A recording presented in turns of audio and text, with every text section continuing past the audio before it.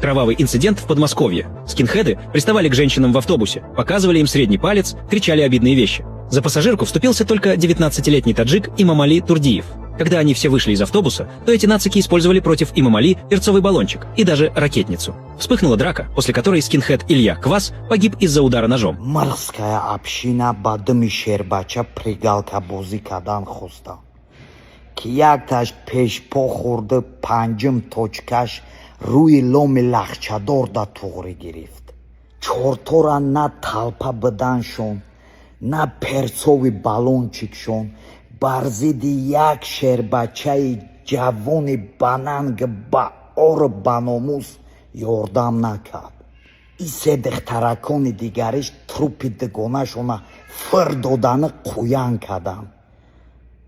ӯ бача ягон кори бад накард. Як ҳамватанша, як модари тоҷика ҳифзу ҳимоят кард, дифоъ кард. Аллоҳ мушкилиёша осон гардона, сабри ҷамил бита ҳам дар худаш, ҳам дар волидайнаш.